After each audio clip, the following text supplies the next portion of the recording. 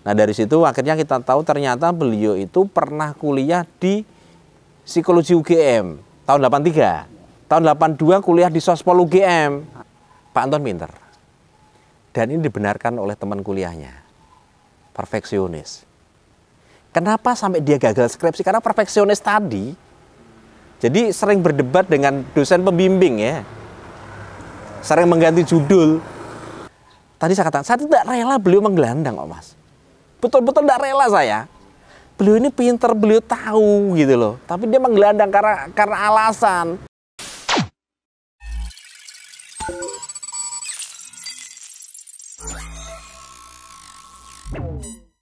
Purbo Iriantono, mantan mahasiswa Universitas Gadjah Mada, UGM Yogyakarta, angkatan tahun 1983 yang menggelandang selama bertahun-tahun ditemukan di Kudus, Jawa Tengah. Purbo Iriantono, atau yang akrab dipanggil Anton, saat ini berada di rumah Sukaryo Adiputra, pemilik akun YouTube Sinau Hurip di Desa Singocandi, yang menemukannya di jalanan. Adi menemukan Anton di jalanan Kudus Selasa malam kemarin. Sebelum mengunggah ke media sosial, Adi sempat memposting status di aplikasi perpesanan. Setelah itu banyak pihak yang menanyakan kondisi dan keberadaan Anton. Hingga akhirnya ada teman kuliahnya dulu yang rencana akan menjemputnya pada Rabu siang. Ya, gini loh Mas. Kemarin sore, biasa kan Sinau Hurip kalau tiap hari kan keliling jalan gitu toh. Keliling jalanan. Nah, sore itu saya ke arah Juwana. Rencana saya tuh ya Juwana ngetan sampai Rembang lah ya.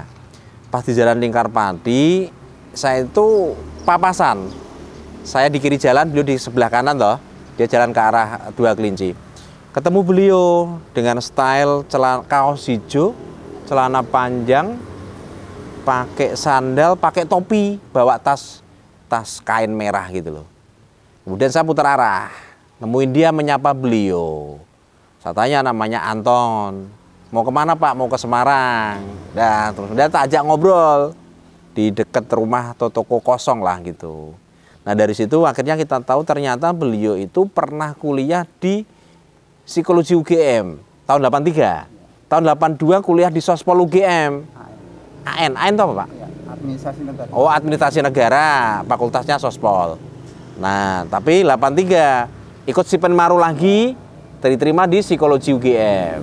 Dan itu memang pilihannya? Ya, saya karena ingin tahu aja kan. Oke, nah itu Mas. Nah kemudian karena data-datanya seperti itu dan saya yakin nih orang ini bakal ketemu minimal ketemu dengan teman-teman satu angkatan kuliahnya lah ya. Akhirnya saya buat story WA, saya buat video tak posting di story WA, tak posting di IG, tak posting di TikTok, tak posting di Facebook. Alhamdulillah malamnya itu saya dihubungi oleh banyak orang, terutama oleh teman-teman kuliahnya Pak Anton gitu.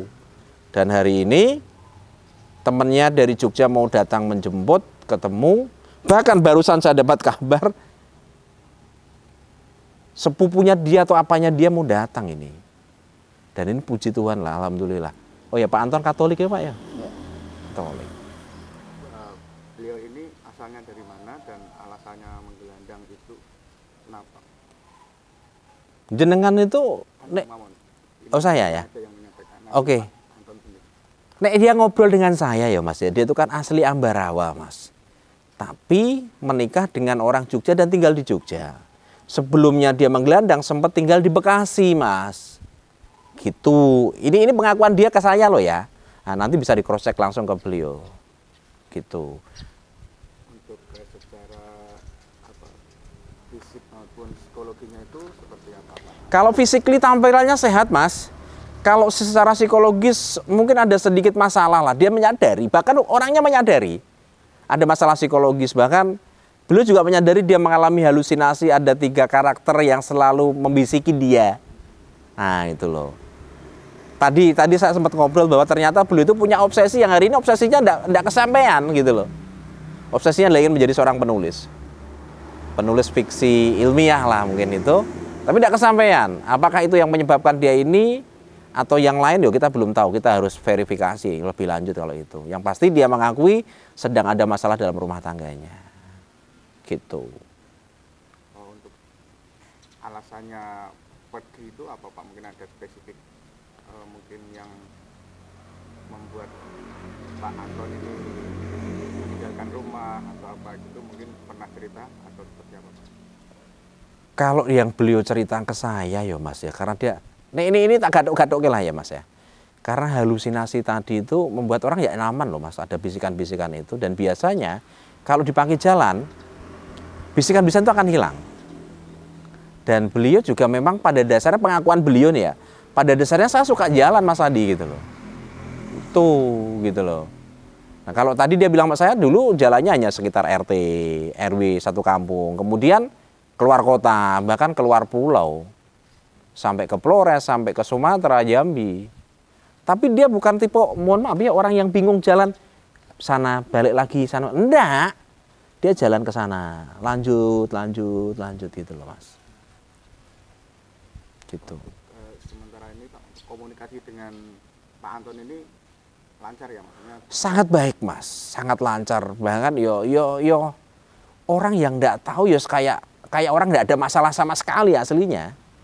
Tetapi kalau ada orang kemudian berjalan di jalan tidur seadanya, konsepnya ada yang salah. Kalau salah, fix ini ada masalah. Ini bukan hal yang normal gitu loh.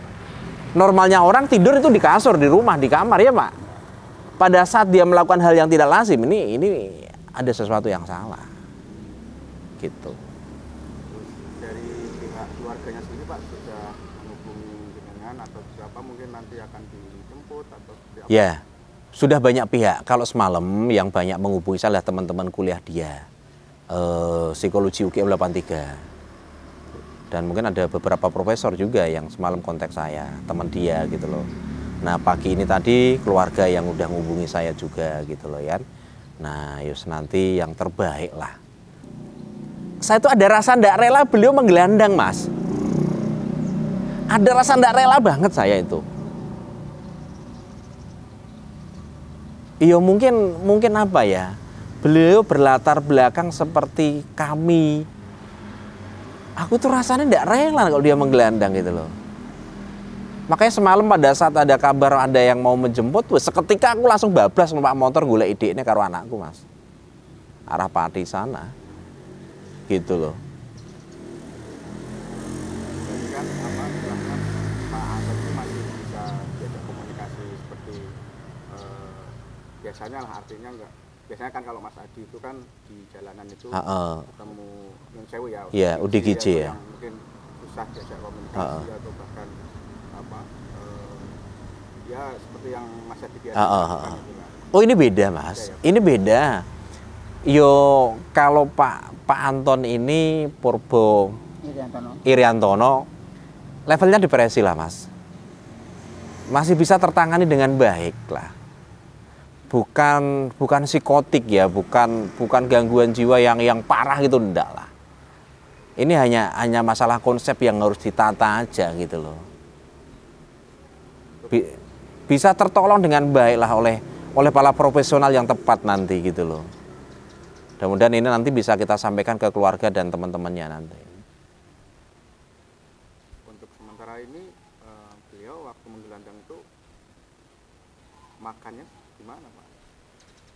Ini kalau pengakuan dia ke saya ya, pengakuan dia ke saya. Makan itu dia kalau ada yang ngasih, ya dimakan. Dia tidak mencari makan di tempat sampah itu enggak. Tapi kalau air dia minta.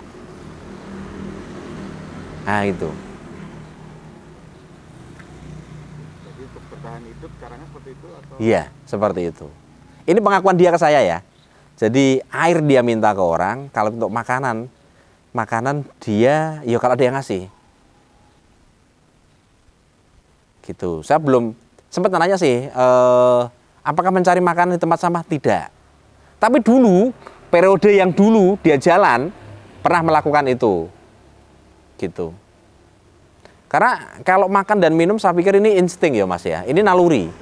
Untuk orang survive, untuk orang bertahan hidup. Gitu. Menurut Mas Adi, gambaran Pak Anton ini seperti apa dari sisi mungkin pernah kuliah dan mungkin akademisi yang akademisnya yang tadi boleh bilang Mas Anton perfeksionis, pintar dan sebagainya, itu bisa digambarkan setelah ngobrol sama beliau. Iya Mas, Pak Anton pintar Dan ini dibenarkan oleh teman kuliahnya. Perfeksionis. Kenapa sampai dia gagal skripsi? Karena perfeksionis tadi. Jadi sering berdebat dengan dosen pembimbing ya. Sering mengganti judul. Karena perfeksionis tadi. Nah, mohon maaf Mas. Orang-orang perfeksionis biasanya mereka susah berkompromi dengan kehidupan. Idealisme tetap dipertahankan. Nah, pada saat idealisme ketemu dengan realita yang tidak sama, mereka akan kecewa loh Mas. Nah makanya banyak kasus orang-orang yang pintar secara akademik itu kemudian bermasalah secara mental di kemudian hari. Banyak gitu loh. Salah satunya Pak Anton. Terus terakhir mungkin Mas, harapannya dengan bertemunya dengan Pak Anton ini mungkin apa yang ingin disampaikan Mas? Harapan saya. Tadi saya katakan, saya tidak rela beliau menggelandang kok Mas. Betul-betul tidak rela saya. Beliau ini pintar, beliau tahu gitu loh. Tapi dia menggelandang karena alasan yang harusnya bisa dikompromikan secara keilmuan dan kehidupan gitu loh. Harusnya bisa gitu loh. Nah harapan saya Pak Anton bisa bangkit kembali, tidak jadi pria yang putus asa, ditata hidupnya kembali.